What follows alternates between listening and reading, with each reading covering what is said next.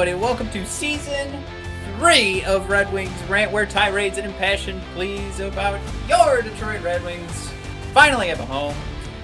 Today we're going to be going on two different sides of the spectrum here, and of course talking about the philosophy of how you should actually be absorbing these preseason games, because we fly to the height of heights in some of these games and just sink down to the depths as deep as we can go in a Pittsburgh versus Detroit Sunday afternoon game. But of course, we want to talk about Lucas Raymond. Should he be making this team? We want to talk about Dylan Larkin's return. We have yet to touch on Jakub Vrana's injury, of course, being out at the very least 4 months. And finally, Tyler Bertuzzi will be out again on Monday. So if you guys are listening to the podcast, you may be getting this news right now, but Tyler did not play over the weekend, not playing on Monday. Let's speculate what's going on. All right. So let's have some fun. Back-to-back games. The Red Wings win 5-1. They lose 5-1. And, it's fun to watch these games. Of course, I've been following along my own streak that since my son has been born, the Red Wings were undefeated, starting the preseason, of course, with 3 straight wins. And the streak is broken, right? It's all done. This game was very hard to watch. For anybody who did not come out hot with any tweets during a Pittsburgh game because you were actually enjoying your Sunday, congratulations, because it did feel like quite the waste of time. And it's one of those things too, like we don't just want to say there's nothing to be gained or learned from a 5-1 loss. But there's certainly less to take away from every preseason game than we give it credit. And we'll get into Lucas Raymond and, what exactly that all means for the way he's playing. And I think that's different. But coming out slow and sluggish and really having the Pittsburgh Penguins skate around you for 3 periods, that's not something where you want to take a look at that and just go, well, that's it. The coaching is the problem here. We can't get these boys awake for a preseason game. For a fucking preseason game, god damn it. Of course it's tough to get these guys to play every night or to play every day during the preseason. It's a fucking preseason. It's just one of those things that this is going to wear on them. And when you look at the success we saw with Dylan Larkin and Lucas Raymond, we'll go a little bit deeper in that. Think about Larkin hitting the ice since the injury. Think about Lucas Raymond saying he wants to do everything he possibly can to get on this team, which, was one of the major questions we asked before the preseason even started. Is there a spot for him? And does it even make sense? Because it's not like Lucas gets inserted on this team and all of a sudden we're a playoff contender. It's just the philosophy of this. And I don't want to rail too long into this, but the philosophy behind doing any monotonous activity, something that really isn't going to get you the return on it, right? You invest a ton and this goes for any walk of life, but we talk about specifically hockey here. You invest a ton in one of these preseason games. What does Adam Ernie get out of it? What does Mark Stahl get out of a preseason game? I don't know.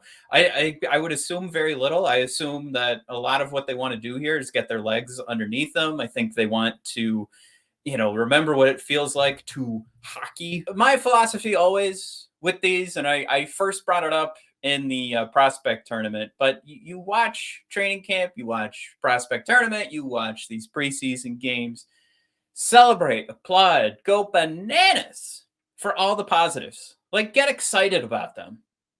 But also, when it comes to the negatives, bring it back, react reasonably. Don't go too far out into left or right field and say Nedeljkovic was a waste of a trade, because it's not. Because either way, there's not too much you want to grab from this. There are things we will grab from these games. But of course, we're not going to look at these wins. We're not going to look at a 3-0 start and assume that we will finish the season with a points percentage of .750. And I will gladly eat it if this does turn out to be, hey, we win 75% of our games this year.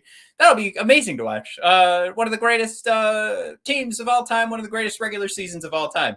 Not going to happen. So again, do we pull too much from the wins and the losses here, from the stinker games where the motivation clearly is lacking, where it's a Sunday trip? And I mean, Michael Rasmussen doesn't even play because clearly we don't need to force him into this game if he's got something tweaked or twinged. No, just relax. Nedeljkovic had a stinker. Let's panic when it's the regular season and we're a few months in. So yeah, the way I wanted to have this built out, this episode, like, first let's prepare ourselves. What does it mean to be successful in the preseason? And I think we covered that. If anybody's ready to throw up, I don't blame you. That was a lot. But yeah, let's jump into Dylan Larkin and Lucas Raymond here, because I think that is the exciting part, right? I mean, we're seeing Dylan Larkin looking good. And again, do you want to look at this and say, holy shit, Dylan Larkin's about to post 160 goals this season? No, nobody is actually thinking that. But it's always, there's these, the wonderful thing I like to throw out there every time we see something positive from one of these guys is just to not get too excited or make some sort of analytical equation based off a guy getting a couple of goals. But just look at Dylan Larkin coming back from injury and realize that we just saw the guy put up 3 points, a couple of goals, a goal based off of, using his legs, getting the speed going for Dylan, which, of course, coming back from any injury, having this be his first preseason game, you could safely assume he may have struggled. And it's not even to say that he was perfect in this game, but he looked good. He looked like classic Dylan Larkin, right? If you want to throw it that way, if I can turn that phrase, classic Dylan Larkin against the Columbus Blue Jackets. And it's something to just be, I think, like just get the size out, right? Just be like, okay, good. All right. So Dylan Larkin looks fine. And he could come out and play a shit game the next night.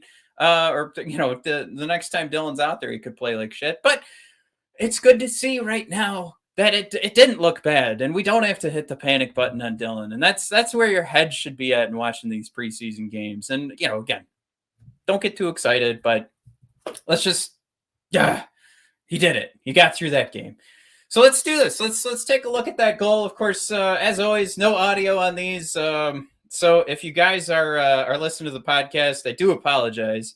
But yeah, let's jump in here. All right, let's take a look at that Dylan Larkin goal. Of course, one of the things that I think everybody should be watching out for moving forward was brought up by Ken Kal. And he actually tweeted out how the zone exits, zone entries really have looked like they've taken a step above and beyond. And I think some of that can be attributed at the start here, at least, from what we've seen from Nick Leddy. And of course, we're all super huge fans and excited to see what Mo Seider's going to do for the whole season. I think he's looked fantastic. And we'll take a look at the advanced analytics in a minute there, and we'll see. Take your guesses as who's the top couple of guys on the team. There are 2 first-round picks looking fantastic, but this is where I think as a team where things start to come together is you can't just have one guy making the difference. It's got to be, as a structure, as a unit, things have to improve. And this is one of those examples where Nick Leddy, new on the team, and I'm not going to get too much into chemistry here. I'm not going to say that, Nick Leddy's now challenging for the Norris Trophy this year. But this is it. This is what Ken Kal's talking about. Let's just put it that way. And Nick Leddy getting this out of the zone, but also Dylan Larkin making the read that he's got the space. You can see if you're watching this on YouTube, you've got your 3 Columbus Blue Jacket defenders are already trying to make the attack on Nick Leddy. So, of course, there's always a conversation of how many more times are we going to be able to do this. But Nick does see Dylan streaking to the net, and this is great for a couple of reasons. He could have made the easy pass here. If you can see to the right is Lucas Raymond just to get out of the zone. But no, we're going to go for it all. Let's throw the Hail Mary out to Dylan Larkin. And as he gets it up ahead here, this is all Dylan. This is all his skill, his abilities, not only beating the defender, but putting the puck in the back of the net. I just, for me in this play, and I guess we can take a closer look here at Dylan and finishing, which again, we don't need to get too deep into that because we know Dylan Larkin can finish. It's more important to me to see these outlet passes and these zone exits being successful. Because I had the conversation earlier today with one of my buddies. It's hockey is a rubber puck bouncing around. So it's not necessarily about having like the perfect power play strategy. Certainly you can have a bad strategy, and certainly you can have a much better one that just looks like it's a tic-tac-toe, crisp pass, boom, in the back of the net. But you can have success on power plays, and not that we want to focus on the power play side of things with this goal here. But you can have success on a power play just by entering the zone and having uh successful rebounds and more shots on net. It's just about getting that sustained pressure is where you're going to find the success. And what the Red Wings failed to do last season was just gain the zone. And we all know that. There's the dump and chase strategy for the power play, which just fine. Maybe it has to be done sometimes, but it did look like the default. And when that's the default, you either just have to turn around and look at your team and go, is the skill level really that low? Or are we really just failing from a, application here of what a real power play should look like? And this is kind of twofold, right? I mean, we could go deeper into the power play and say, wow, they're actually doing this. But I think just on every level for the NHL, for hockey in general, you just want to be able to make those zone exits and zone entries and get your shots on net. And again, I don't want to simplify the sport too much and to say that the idea of having too many offensive plays in the offensive zone, having a good one doesn't matter that much. Of course, a good one's going to make the difference. But when it all comes down to it in the NHL, again, you've got guys on blades on ice, right? They're standing on blades, they're skating on ice, and there's a rubber puck bouncing around on the ice. So if you can get that basic zone entry and zone exit down, especially on the power play, so you can take advantage of having that man advantage and get a few shots on net and try to take advantage of the goalie moving around in the crease, that's where the success is going to come from. So that's where this is key for me. So we're going to talk about the 4-1 goal here just for a second. And I think it's good to just keep enforcing this idea that the zone entries and the sustained pressure on the power play is what makes, I think, the successful team, as opposed to just saying like, well, the play down low is great. Because a lot of what we're going to see here, I think, is set up just because there's pure skill on Lucas Raymond's stick and on his hands.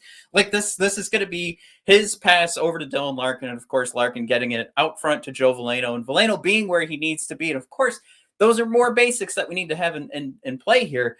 But this when this play gets started, is where we almost lose the puck, and the sustained pressure is what I'm talking about. And instead of the puck bouncing out to center ice and we've got to reset again, the puck gets to Lucas Raymond. And as we roll through here, Lucas is getting across the seam here, which is like, talk about, trying to set up, oh my gosh, you have the perfect play set up on a power play. Or are we talking about a guy like Lucas Raymond that has the skill to actually make this play? Right? Like, ideally, of course, yeah, no, I would, if I'm coaching in the NHL, I'm just going to tell my guys, make a cross seam pass over to Dylan Larkin. He'll be wide open because everybody's coming your way. They've got their sticks on the ice. Do that. Like, it's the same idea where sometimes we give coaches a lot of credit because their goaltender is like a 950 save percentage. And what's the coaching there? Did he just say, make sure you stop all the pucks tonight and we'll go to the Stanley Cup? So I just want to challenge you all. The power play, I do think looks a lot better. But when you watch Lucas Raymond make these passes, are we really, was there ever really a fault in someone to say, I don't want to see any of these cross seam passes? Or, did we just lack the talent? And is this that answer? Do we put Lucas Raymond in? And I think that's the question we'll continue to answer until we get to opening night and we find out if Lucas Raymond is on this team, which of course there's deeper reasons for him not to be on this team. But yeah, if we keep rolling through here, this is where you see that pass over to Dylan Larkin, which I honestly, like, Dylan didn't even look like he was ready to accept this pass. I think this is very lucky that Dylan kept this puck in front of him. Again, skill of Dylan Larkin, making sure that this play can be completed. But, if I roll it back here, Lucas Raymond to Larkin. Larkin gets the puck back on his stick after fumbling with the puck between his feet. And Veleno just basically has to have the puck bounce off his stick. Boom. 4-1 Red Wings. So I guess, I don't want to put, I'm not trying to make this sound like I'm putting Tunge down, the power play down. I just think, there's a couple of things here is that if you're coaching this team right, you need to get those basics done. You need to make sure that puck stays in the zone so that Lucas can be Lucas Raymond and make that pass. And I just don't want those types of things to be missed as we continue to analyze this. And yes, I'm excited for the Tunge power play. I'm so glad that rhymes. But I am high on him right now, but I think there's a level of maybe a level we could pull back just because we are looking at a guy that we drafted 4th overall. And could this be him just looking like the guy who was drafted 4th overall and making a difference like that? Did we just not have Lucas Raymond? Putting it out there because he looked pretty good when Jakob Verano was wrapping up the season for us, right? So again, you got the guys with higher skill. Is that what we were lacking? Right? Was that what we were missing this whole time? All right, moving on. Guys, DraftKings gave us a hockey ad spot to read this week, but hockey is back and DraftKings Sportsbook has an unbelievable offer to celebrate the greatest sport on ice. New customers can bet just $1 on any hockey game and win $100 in free bets if either team scores a goal. Doesn't matter if it's a one-time clapper or a deft deflection, however they light the lamp, you win. If Sportsbook isn't available in your state yet, DraftKings won't leave you empty-handed. Everyone can play for huge cash prizes. It's all season long with DraftKings Daily Fantasy Sports Contest. DraftKings is giving all new customers a free shot at millions of dollars in total prizes with their first deposit. So, to play sportsbook stuff, download the DraftKings Sportsbook app now, use promo code THPN, throw down $1 on any hockey game, and win $100 in free bets if either team scores a goal. This week, one puck in the net gets you a big win with promo code THPN at DraftKings Sportsbook. Must be 21 or older, New Jersey, Indiana, or Pennsylvania only, new customers only, minimum $5 deposit, and $1 wager required. One per customer, restrictions apply. See DraftKings.com/sportsbook for details. Gambling problem, call 1-800-GAMBLER, or in Indiana, call 1-800-9-WITH-IT. All right, so the last one we're going to take a look at is the 5-1 goal. Of course, we're going to be looking at another connection between Lucas Raymond and Dylan Larkin here. And I'm kind of rolling through this slow here, but you could see this is another spot if you guys are watching on YouTube. Sorry for everybody that is listening to the podcast, but there's another opportunity for the Red Wings to lose this power play and have the puck, skirt out to center ice. But it's actually Hirose who's making the save here. And if we could stop it, you've got a couple options for Hirose. And I think that bodes well for the way that this is set up. Everybody knows where they need to be, where he could toss it back out to Letty, who's also open. But, he is going to get it down to Lucas Raymond. And honestly, would it have been the safer choice to go to Letty and try to pass it to the open ice? You could probably make that argument, but I'm going to double down here on the skill of Lucas Raymond because he's got the puck now, and he's going to fire it across ice to Dylan Larkin, who, again, is going to Dylan Larkin this puck and finish the way Dylan Larkin does. I can't get enough of, this idea here. Like, was there a safer play? Certainly. Was there a play like maybe I'd be used to seeing? And instead, because we have the skill of Lucas Raymond on the power play, it's just going to look that much better. So again, I think this is like a combination of a lot of things and different things to be excited about. And this is where we start that conversation of should Lucas Raymond be on that main roster once we get rolling on October 14th. So since I just wrapped up with asking that question again of should Lucas Raymond get that shot, I think it's important to take a look at, I do want to take a look at the advanced analytics as well, because what what I don't want to have missed is that, if he's going to come out hot and have these great games, on the power play and really take advantage of that time where there is an extra guy on the ice for your team, I think that's huge, and I think there are a lot of guys who will uh, get a better shot of making the Red Wings roster when they play well on special teams, because you can't just have these guys on the ice for their 6 minutes of 5-on-5 time. They've got to be able to make a difference on the power play or the penalty kill. And that's not something where I feel like I'm coming up with this idea. I think Jeff Blashill and Steve Yzerman have made that very apparent in all of their press conferences leading up to the start of the season. But what we're looking at is natural stat trick right now. And I do wish I was looking at evolving hockey, because both evolving hockey, natural stat trick will give us the expected goals for percentage for these preseason games. Evolving hockey is not keeping it on record.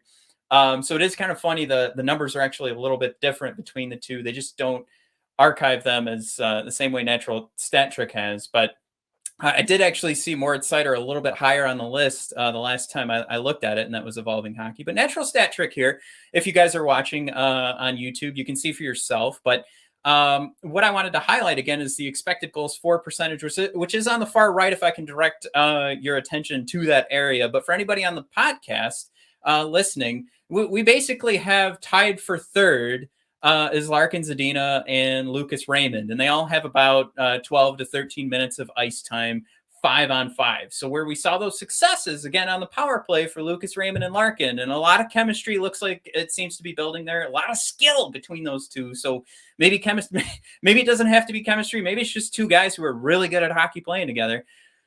The thing you want to insert here is that with this expected goals for percentage on 5-on-5, not taking into consideration any power play time, Lucas Raymond, 70% of the time, almost 71% of the time, his on ice time is him controlling the puck and getting more chances on net than his opponent. And I just, for me, that is huge. That is something where you got to make sure you're controlling the puck, and he could easily be a detriment to this team on 5-on-5 as he continues to get used to the North American game and get used to the ice. But instead, everything's looking really good. And he is playing with Dylan Larkin, but again, Dylan Larkin's coming back from an injury. He's playing, with Filip Zadina, but again, has Filip Zadina been able to carry a line since he started his NHL career? And of course, he's going to make leaps and bounds, beyond where he has been in previous seasons. But I can't help but look at Lucas Raymond with the eye test, see that this guy's ready to go. Through analytics, see that this guy's having a ton of success. And not to mention that both games that he's played in, he has been one of the top forwards in expected goals for percentage. So we passed the eye test. We passed the analytics test. He's doing fantastic on special teams. The thing I still think is holding him back is that the rest of this team isn't ready to go. And I think if we were going to be looking at this and challenging for a playoff spot, you'd want to know that Jakub Vrana is not going to be out for 4 months. So that's where I want to take this conversation next, is Jakub Vrana being out at least 4 months, and we haven't talked about it yet. And I think there's two schools of thought there, that either increases the chance for Lucas Raymond to make this team, or it decreases it, because we're going to be that much farther away from being successful this year, where that guy was going to be a key piece in making sure pucks hit the back of the net. And if we are losing a key piece like that, I honestly, it just means we're going to be that much further away from, competing a solid, competing, from this perspective of, night in and night out. There's going to be multiple lines that can put pucks in the back of the net. And instead, I think that still just brings us to one solid line, because we're already talking about Bobby Ryan filling out a spot in this roster. And I don't think any team across the league, while we love Bobby Ryan, I would love to see him find his space on a team. I don't think a team that is vying for a playoff spot outside of some amazing puck bounces this year would be slotting Bobby Ryan and making sure that he's fitting in their top six forwards. So it's not. We're trying to speak to reality and get away from all the fuzzy good feelings, but I love Bobby Ryan. bottom six would be my hope, would be my guess if he was going to land on our team or another team. I don't think he's sliding in on a team to be the difference maker to make any team a playoff contender. Um, so if we're having that conversation and that's our next best solution, then it's going to be a struggle to find wins this year. So Verona being out super hurts, and like I said, there's two schools of thought. Either A, that means Lucas has that much better of an opportunity to fit in, or B, that puts us so far away from being competitive. Do we really want to waste an entry level contract year for Lucas Raymond and get him 1 year closer to where we're going to have to be paying him the big bucks? It won't hurt him to spend a year in the AHL and maybe get a short stint with the Wingdings, but it will hurt kind of the books and maybe the way that Steve Yzerman wants to set up the Yzer plan financially. So that being said about Jakub Vrana, the next part of this conversation is that for Max Boltman, who will be joining us on the next episode, Blashill says as of now, Tyler Bertuzzi is not in for tomorrow's game. So this is just another element to either, again, how far we are going to be from having a competitive team, or does this mean there's even a better chance that Lucas Raymond finds himself on this team? Because something like this speaks to the idea that Tyler may not be long for this franchise. It's, would be, I think, extremely reasonable, especially with the response that Steve Yzerman had to making the announcement of Tyler Bertuzzi. And I would say having sort of a joking tone, not a thrilled tone in discussing the topic, and of course throwing any other future conversation Tyler's way because he refused to speak on it anymore. I think it would be extremely reasonable for us to assume that this could mean the end of that relationship between Detroit and Tyler Bertuzzi. However you want to take a look at this, and again, I'm not about that conversation again about should you or should you not be vaccinated? Should we or should we not respect his decision? I think if you look at this from the business perspective, that you've asked your players to do this for the franchise, and when one of them doesn't, and you are a business, forget the whole team thing, forget the rah-rah aspect of this. You are a business and you are being paid to do something. And there's just, there it is. Somebody is doing the opposite of what is being asked of them. How do you move forward from that? And I think there's a level of respect that has to go along the lines of this is a business, and the respect that needs to be served for a business making a business decision. So for all we know, Tyler Bertuzzi, by the time this podcast is posted and you guys are listening to this, he'll be announced to be a part of the roster the next night. But I think it's a reasonable leap to make an assumption that if Bertuzzi is going to continue to be ruled out for this roster for all of these preseason games where he played all of 8 or 9 games last season, and this guy definitely needs to get some games under his belt. And we have a huge controversy where only 1% of the league did not get vaccinated, and you happen to be that 1%. Is it possible this guy is just being moved out of the franchise?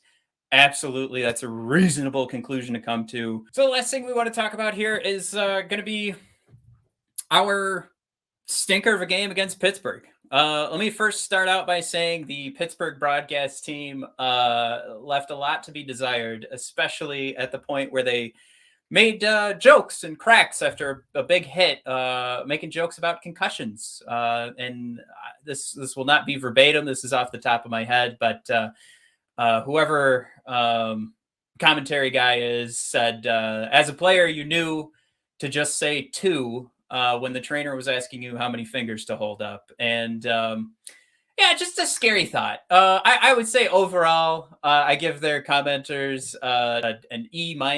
And if anybody's listening from the Pittsburgh area, Yeah, that's my review of what I was subjected to having to watch this game through the lens of a Pittsburgh Penguins fan. And I probably would have gone that route if I didn't hear a concussion joke, but didn't it definitely didn't help. So no, thank you, Pittsburgh, the Penguins franchise, and that horrible broadcasting team.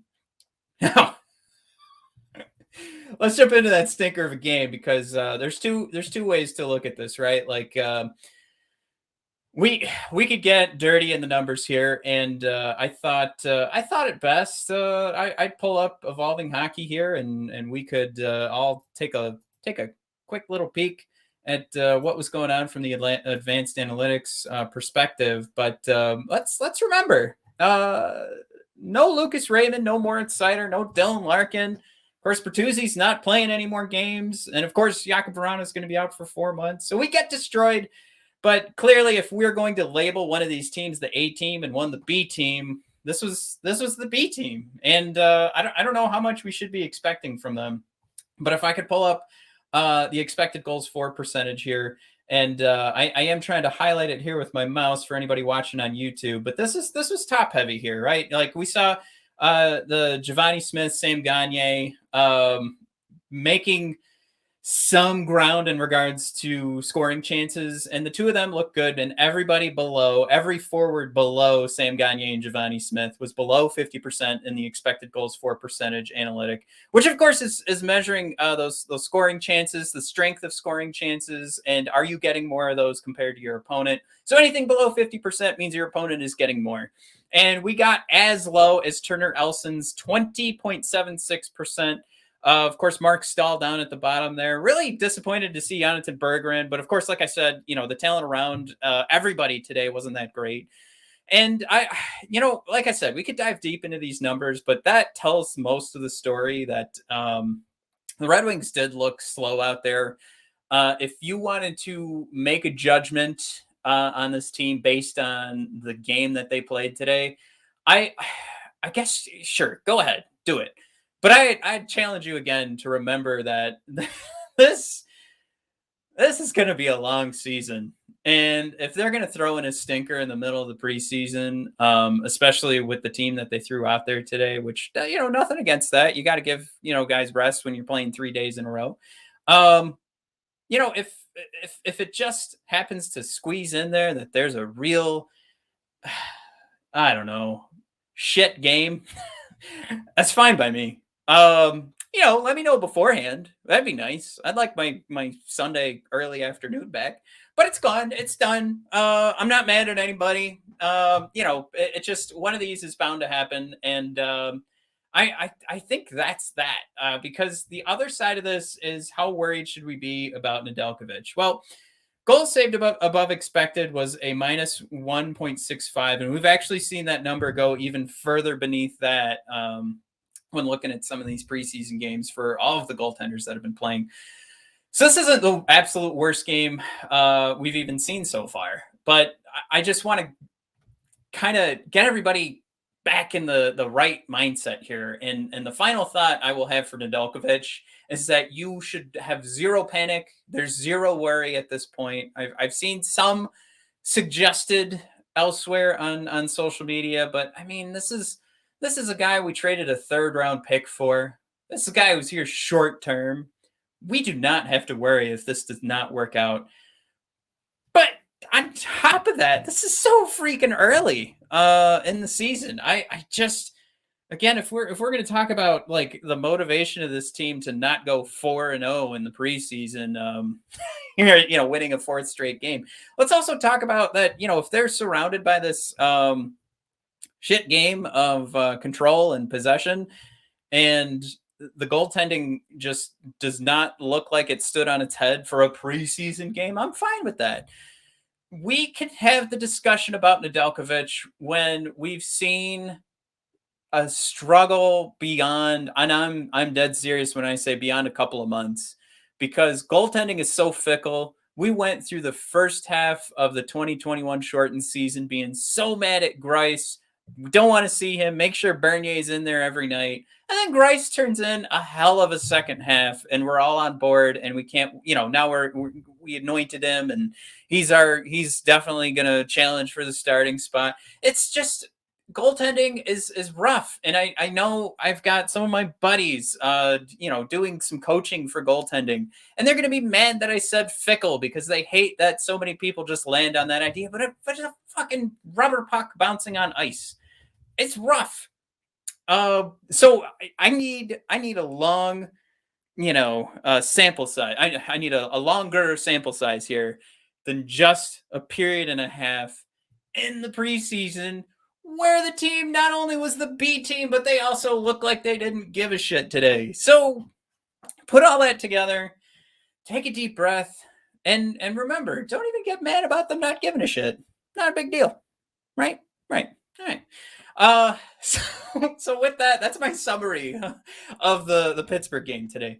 Don't get too worked up about it. Wasn't that big of a deal. All right, so the last thing I want to talk about is our ticket giveaway. Of course, we'll be making the announcement on the next episode. I will be recording with Max Boltman before we go live.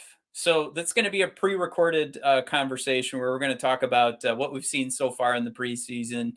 So it won't be anything where we're going to muddy this with the conversation with Max. But tune in the next episode to see if you won. Of course, the 2 tickets we're giving away for the Red Wings versus the Calgary Flames on Thursday, October 21st. That game starts at 7:30 p.m.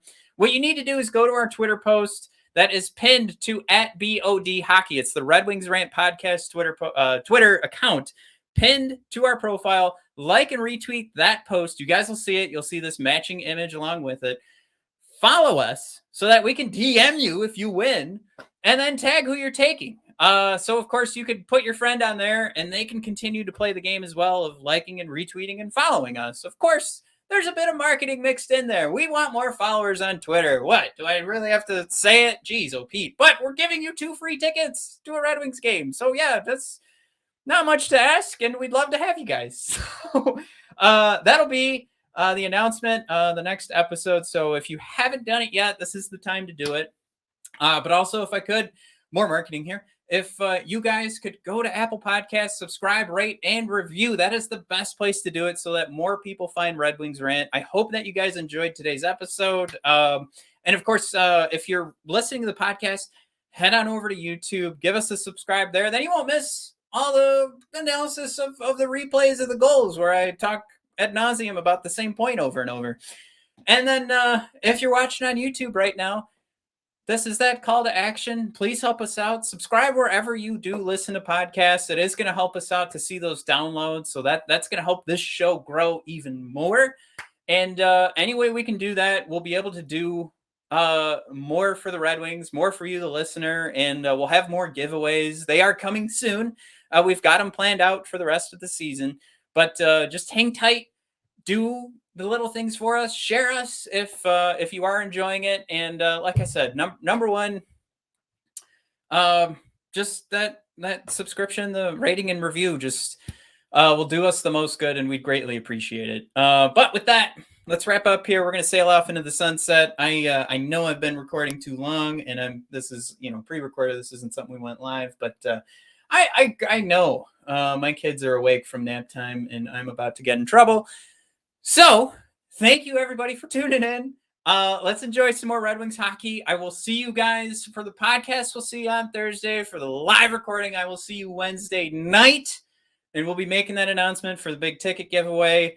And this has been a fun preseason. We're almost done. We almost got regular season games coming up, and it's gonna be fun. I appreciate you guys coming along for the ride. Sorry for punching the microphone there. Hopefully your speakers didn't blow up. But everybody have a good one, and let's go Red Wings.